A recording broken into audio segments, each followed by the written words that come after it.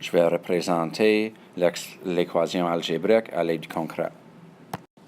Alors, à étape numéro 2, j'ai besoin de changer toute soustraction en addition. Ici, je n'en ai pas de soustraction. À étape numéro 3, je regroupe les termes semblables sur chaque côté de l'égalité. J'ai l'inconnu ici sur le côté gauche et un nombre. J'ai l'inconnu ici, numéro, sur le côté droit. C'est à garder en tête que je ne peux pas jumeler les deux ensemble comme je veux, puisque l'égalité m'empêche de le faire. Alors, c'est seulement si deux nombres se retrouvent sur le même côté de l'égalité ou les deux différents inconnus se retrouvent sur le même côté de l'égalité que je peux les regrouper ensemble.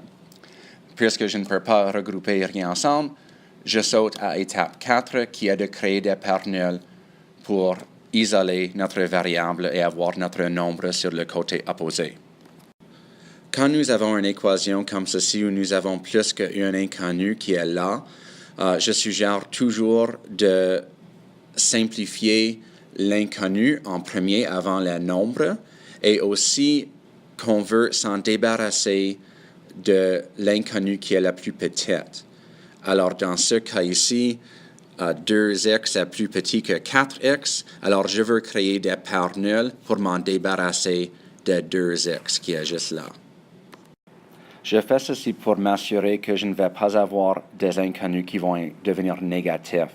On peut travailler avec cela, mais je trouve que c'est plus simple de juste éviter d'avoir des inconnus négatifs quand possible. Alors, dans ce cas ici, puisque j'ai ajouté les deux inconnus négatifs du côté droit, j'ajoute la même chose du côté gauche. Alors, avec les deux inconnus positifs, deux inconnus négatifs, ça me donne 0. Deux positifs, deux négatifs, ça me donne 0. Avec les deux inconnus positifs qui me restent du côté gauche. Alors, maintenant, je continue avec les numéros que j'ai dans l'équation et je veux créer des paires nulles encore pour isoler la valeur inconnue, d'avoir les inconnus sur un côté de l'égalité et les nombres sur l'autre. J'ai déjà l'inconnu sur le côté gauche, là, ici. Alors, ça fait du sens d'enlever le 3 qui est positif ici au lieu d'essayer de m'en débarrasser du 7. Alors, je veux m'en débarrasser du 3 là pour que mes inconnus soient tout seuls et de là, j'aurai les numéros sur l'autre côté de l'égalité.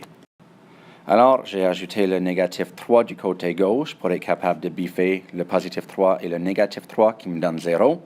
De là, j'ai ajouté la même chose du côté droit et puis j'ai représenté mon 7 avec 4 et 3 pour être capable de créer la paire nulle de 3 positif et négatif 3 aussi, qui me laisse avec 4.